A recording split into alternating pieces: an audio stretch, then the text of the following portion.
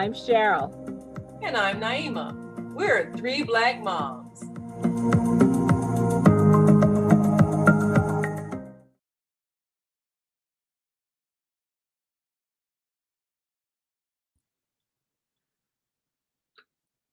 How well do you know your children's friends? Well, you might not think it matters, but just think if your child says, "See you later, Ma, I'm going to my friend's house," and you don't see them again for 2 days, would you know who to call? Do you know their friends' addresses, their parents' names? Not just if your child is a minor, but what about if they are an adult? Sometimes we think it doesn't matter. But the reality is, sometimes people turn up missing and nobody can think of where they last saw them or who they hang with or what they were wearing. And if you don't know who to call, then how can you trace them down? And even if they're accused of doing something, can you say, my child would never have been with that person doing that thing? Do you know your children's friends? Well, let's talk about it, sisters, because we have grown children now. We might have known their friends when they were children, but now that they have their own lives, do we still know the names and how to reach their best friend, their associates, their co-workers? What do you think? Well, I'll start because my child is still at home. She's moved back home after college, and even through college and even now, I know her friends. For one thing, we've always encouraged her to have her friends over, so I get to know them that way. Uh, we do this funny thing in our family where we always have each other's location. That was her suggestion and not ours, so we always know where we are. And her friends have always kept they keep each other's locations, and that was when she was in college and she started doing that, and now she'll do that. So yes, I do know her friends. I know their names. I know where they live, even if I don't know their addresses. And a lot of times, I actually still have their phone numbers. And more importantly, they have mine. So we have had this because young people go missing. And if they're used to going out and staying away for 2 days or 3 days and you not hearing from them, if there's something wrong, you may not know until it's too late that there's something wrong. So I've been very fortunate is that time where they were secretive, that passed when she was a teenager, and now she wants that transparency. But sometimes it's hard when they're teenagers because teenagers don't want to tell you who their friends are or where they're going or what they're doing. And I think that's something that we should explore, how much we should push for that. Barbara, what about you? When my kids were teenagers, the reason that I did know their friends is their friends and their friends' parents is because we were hobnobbing together over different sports events. They were all involved in swimming, and so there were always these swim competitions. And so I got a chance to meet a lot of the other teammates' parents through those kind of interactions. I will say during middle school, it was the same thing. I knew parents because they were involved in either track or basketball. And so we were still interacting. As adults, now my children have moved away. In fact, two of them don't even live in the same country. And the reason I actually know any of their friends is because we have reached out to them. Like when I visit Lavinia in China, I got a chance to meet some of her friends that are her close friends there. And then with John and his wife in Australia, of course, I got a chance to meet not just their friends, but also their church family. And I was there long enough to build up relationship with all of these people. And I have everyone's phone numbers, everyone's addresses. And this is just because we reached out to each other during the visits that we had. When I think back about the times when they were teenagers and doing all their wild stuff, staying out really late at night, sneaking out of the house at night, and all this crazy stuff, I had their parents' phone numbers and I could call up and say, okay, they were supposed to be home at this time. Do you know where they are? This kind of thing. I didn't have a lot of the missing for 2 days and not knowing where they were, that kind of thing. I didn't have those particular worries. And I'm really glad of that. But we did have incidences where if I didn't know where they were before it got to be a worrisome thing, they had already checked in. They were pretty good about checking in. Well, you know, the thing about it is that if your children are independent or feel like, okay, I'm grown now, I don't need to have people keeping tabs on me, they don't check in just because they have reached the age where they feel like they don't want you in their business. So how do you handle that when they don't want you in their business and they're 18 and over and decide not to necessarily tell you when they're spending the night with someone or going away on a trip, or maybe they are at a party or something, anything that they don't necessarily want you to have an opinion about? How do you deal with that when they don't check in? Well, I think it's like that whole real estate thing about, what's the most important, three most important things: location, location, location. And and I think that is what works for us, is at least having an idea. Now, it's hard if your child has his or her or their own place. They don't need to check in every time they go out to a party.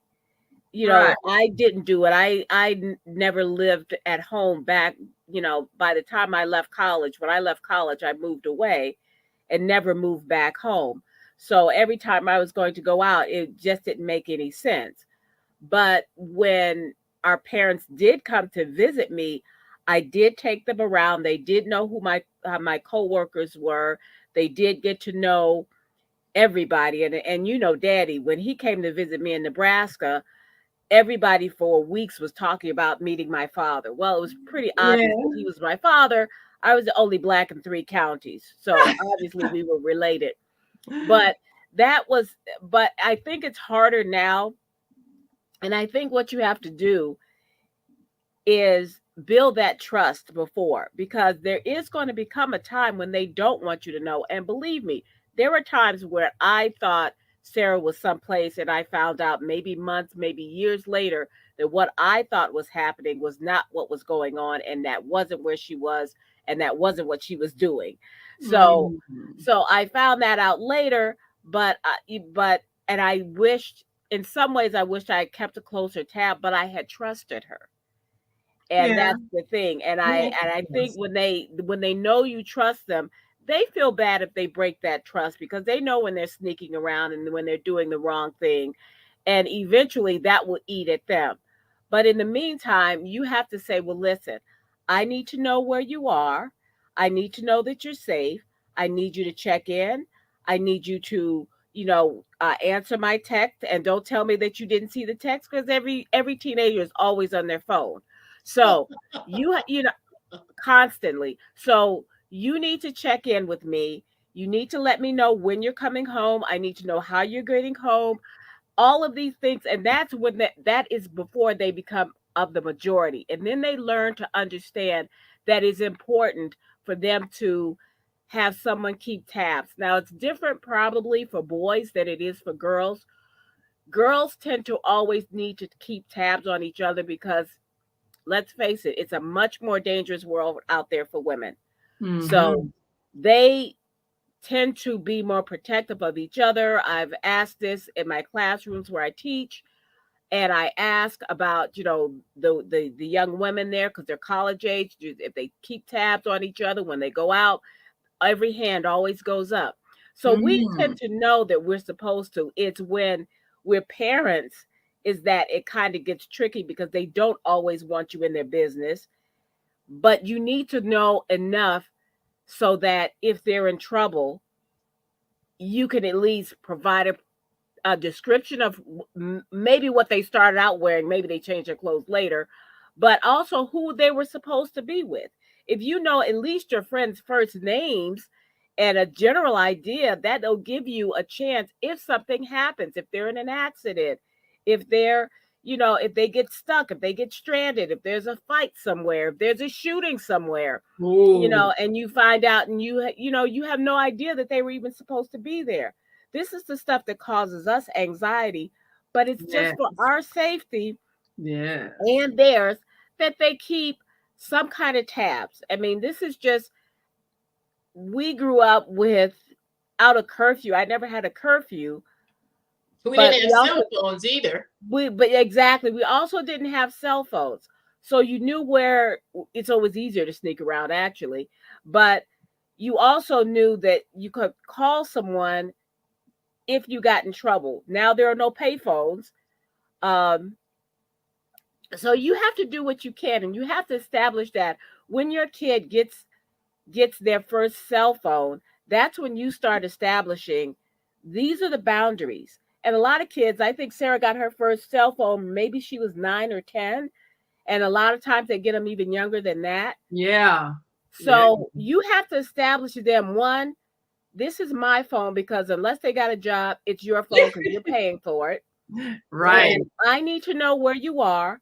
I need you to check in when you're out somewhere where, and I need to be able to see where you are. And you don't have to necessarily be sneaky, or you can and just put their location on and they don't need to know that you have their Well, location on. that might You be a know, thing. Maybe they should know that but then they could also know how to turn it off, right? yeah, exactly. So if they have their location on and you have yours on, so they know where you are. So when you're saying I'm coming to get you, they know how far you are too.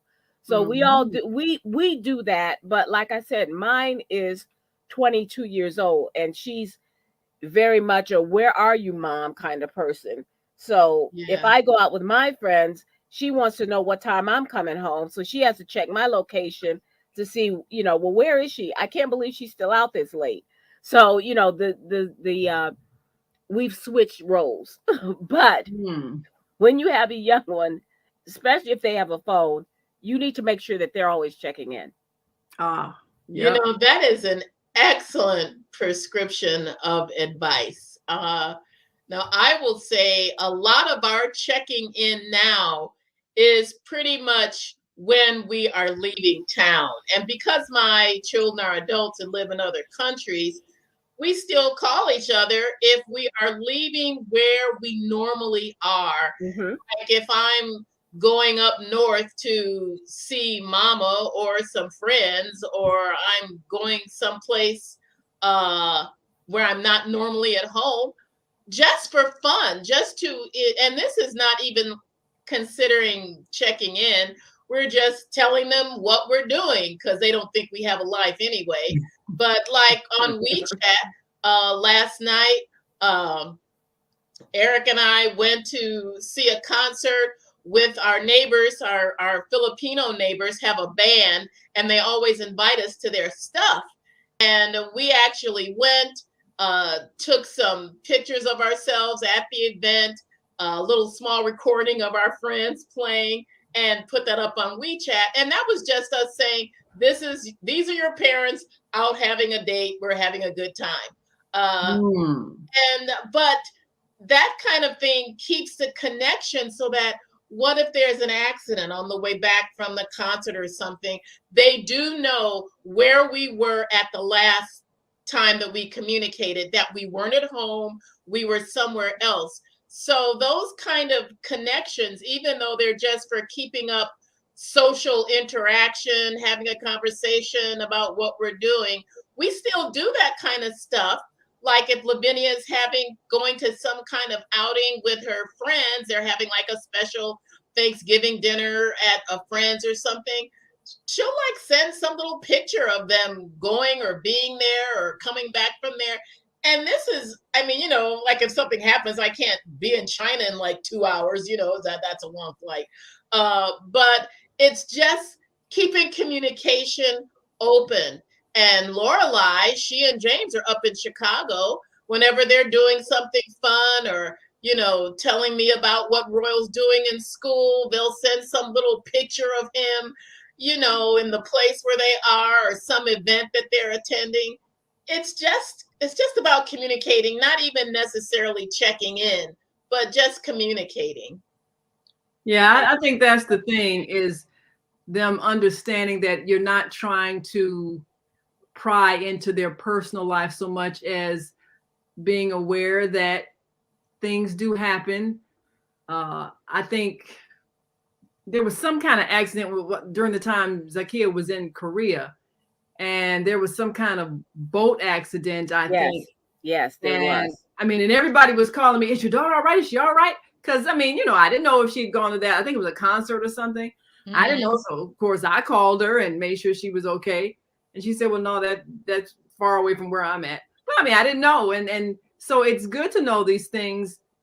I mean, you can imagine if you hear about some kind of an accident somewhere and it's where your child was supposed to be, some event like that recent concert where 8 people died. 9 people. 9 people. Yeah. And that was the same thing when the marathon bombing was here. Yes. We happened to be in New York that weekend. We had taken one of Sarah's friends and her and gone to New York. But I knew that when they heard about the bombing, I said, everybody I know knows that I live in Boston, and they're all going to be calling and saying, where, are you okay? Were you there? Like, of course, everybody knows I don't run, even if somebody's chasing me. But it would have been, had we been in town, because we usually would go away. We used to go to Florida, but now, that particular day, weekend, we decided, okay, we're going to go to New York for a few days. But I said, had we been in town, chances are we would have gone to the marathon and just, and watched. So, because I did have friends running. So, I mean, I violated my one rule, which is to never tell anybody when you're out of town. Right. And I went on Facebook to let people know I'm not there. I'm in New York. I'm fine. Yeah. And the same thing happened when there was a bombing at Lavinia's school at Northern. Yeah. And I got calls from so many parents, friends. Is Lavinia okay? And I said, Lavinia's safe. Lavinia's in China this year, studying abroad. But oh my goodness, what a world we live in, that checking in is more than just knowing how things are going. It's keeping tabs to make sure the rest of your family members are safe. Yeah, absolutely. And that's probably the most frightening thing when your child does go far away, whether it's abroad or way across country. You can't just, jump in your car and run over their house and check, because they're way away. But I think that makes it even more important to get back to our question, which is to know your friends. Right. To know your children's friends, because I knew Sarah made friends when she was in South Korea this past summer. Mm-hmm. And of course I follow her on Instagram. But she follows me too. So but she, so I said, you need to post more things, but I could recognize her friend. She talked to us every single day. And she called us every day, and she talked about, where she was going and what they were doing. And I could see, when they went on their vacations and their little outings, but I knew who the friend group was that she was hanging with. And that helped because, she's making these international connections, but it was, and which was important, but it was also important for me to know who they were, Right. and for her to, because if something happens over there, well, who was she with? She was with her friend Siham. She was with Fortuna. She was with, Well, she, that's the thing. Yeah. I mean, so you do you would know be your able to, children's friends' names? yes, yes, Do you and have, you do and you you have their should. phone numbers? Yeah. So I think that's one thing. Well, all the times the kid was in college, and there was a couple of times I called her roommate about something, I had to check on her or whatever. And I mean, nobody got offended. They thought, oh, that's nice. Your mom called. As a kid would get concerned if I called, like when she went abroad, and if I called her at some odd hour, because the time difference was so difficult to remember, and I'd call her and it'd be in the middle of the night for her, and she might panic like, oh, is something wrong with grandma? So I try not to do that kind of thing, because I know it's stressful when you're far away and you Yes. do a phone call at some odd hour from home. But it is important to check in. And she did a lot of traveling, and so she would let us know, okay, I arrived in Cambodia, or I arrived in Indonesia, wherever she was at, she would let us know that she had arrived safely, maybe send me a photograph or something like that. Because there's a point where you can't worry. I mean, if they're gone, you can't go get them. You have to just trust that everything will be okay. Because there was a couple of trips that she took where she went by herself, and I'm like, okay, so there's nobody to call if I don't hear from her again. I just gotta pray and trust. But she would let me know she was okay. But you have to have a person in mind. If something happens, like, okay, what happens if they don't show up at work for a couple of days, and you call the job and say, oh, it's where is she at? Oh, she hasn't been here for a few days. What? And then so you have to think, how do I trace back to her last thing? So in a sense, it's good that you have things like Facebook and Twitter and Instagram and all these things where, I mean, it's silly. Okay, you go to dinner and post your food. But we can trace you were at that restaurant, so it's a good thing that it has a or little you could get location one of on those it. things that they had on the Incredibles, where they were able to find out. She says, "Do you know where he is?" She told her husband, "Do you know where he is? Would you like to know?" And she. But you know what? Your FBI agent on that's through your phone already knows where you are anyway. Well, that's the thing. Your phone knows where you go all the time. When people start talking about putting microchips in there, said you don't need a microchip. Your phone tracks every place. A tracking device. Been. It is the best tracking device. And so is your car. And so is your car. Driving past some place. How did you like that restaurant? I didn't go in there.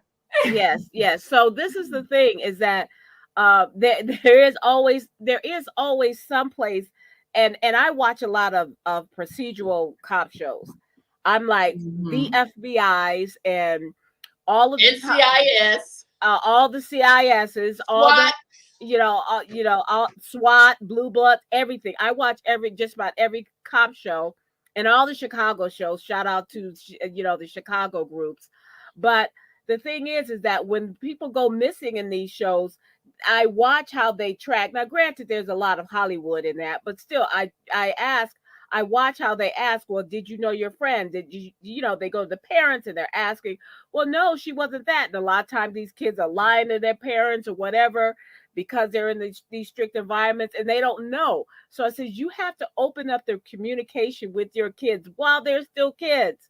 I mean, yes, there is going to be some sneaking around because they're teenagers, but you have to have and you have to establish, one, that they're friends, and when they're no longer friends, because sometimes that happens. Yes, that's true. And you have to be able to say, if you ever get in trouble, you need to be able to call me or let somebody call me. So your friends should also know who you are. Yes. Their friends should know you, and you should know who their parents are if you can, but at least somebody should be able to get in touch with you. Like I say, I know Sarah's friends, and I tend to have their phone numbers. I do not follow them on social media because that's just creepy. But yeah, you to have, know, have your mother following your friends. I mean, sometimes it happens, but I do, and I always get these things because they're in my book, and some of them her college friends I do, some of them I have yeah, followed, and they follow me too. But yeah, I mean, that but when happens. you're but if because you're all grown, but when if you're following your teenagers, Yeah, that's creepy because that you don't that's want to know kind of what teenagers do. But I want to say greetings to our dear sister Viata from Florida, down there where it's warm and sunny. And tune in to Not today. oh yeah, y'all getting Oh, that sorry. weather. It's cold today. Sorry. Yeah, but make sure at 7 p.m. Central, 8 p.m. Eastern, you tune in to Soul Purpose Healing live on the Soul Purpose. Let's see, what is her Facebook page? Yeah, it'll be Soul Purpose Healing on Facebook. Watch it tonight and listen in on the Female Solution Global Radio TV show tonight, 7 p.m. Central, 8 p.m. Eastern for Viata. Thanks so much for watching, Viata. We appreciate you so very much. Yeah, she's doing a really great show on mothers handling grief. And I say you definitely got to tune in, because when something happens to a child, that affects your whole life. But now I want to ask a question. How long would you wait to call police if your grown child was missing? Because Well, it depends on what you have established as a time for them to be home. If you go to bed and the next day they're not there, I'm calling now. Yep. Mm. And chances are I'm calling, I may even check before then, because even when Sarah goes out late and she may come in 2, 3 or whatever, I usually wake up, check her location, but she still will knock on my door when she comes in and let me know that she's home safely. Yeah. Because you don't sleep until your child You comes home. don't. And it Yeah, doesn't you matter don't. if they're grown, especially if they are living at home still. That's true. You know what? And that's the thing, is that I don't necessarily know if calling the police is the first thing I would do, only because they will say, well, if they're grown, they have to wait 24 hours. I would start out calling the friends. If their phone is off and you can't get in touch with them, I would start calling the friends that I would think would know where they were. Yeah. But even before I would call the police, because the police may not do anything for They might not do 24 hours. anything. I agree with what you say, but isn't some of that really television Hollywood stuff? No, it's not. Hour thing. I don't even think that's true. I think if there is a cause for real concern, they don't go, oh, you got to wait 24 hours till they're missing, because the longer the time it is, the worse the situation may end up turning out. That's the issue with what's his name, Jelani Day. Yes, is that they did wait. They did wait. They don't Yeah. They don't jump right to it. They don't. Not for people. Let me say it this way. Not for people who look like us. Well, we got 1 minute, and then we have to go. And hey to Jody, our Tuesday Female Solution host. Definitely tune in and watch her on Tuesday, 7 a.m. Central, 8 a.m. Eastern. We appreciate you, Jody, down there now in Georgia. Enjoy that. Hopefully decent weather. And we certainly want to thank all of you who have watched us today. Subscribe know your friends. to our YouTube know channel. Your friends. Yes. And make sure you know at least your child's best friend's phone number, name, address, if you had to get in touch with them, just in case your child went missing. Well, we've got to go. Thanks so much for joining us. Tune in again for 3 Black Moms live at 5 Central Time every Sunday evening. I'm Naima. I'm Cheryl. I'm Barbara. We are 3 Black Moms. See you next time. Bye.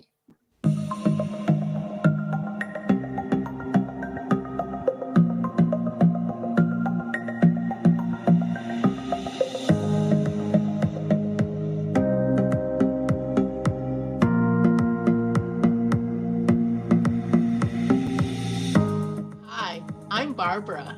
I'm Cheryl. And I'm Naima. We're 3 Black Moms.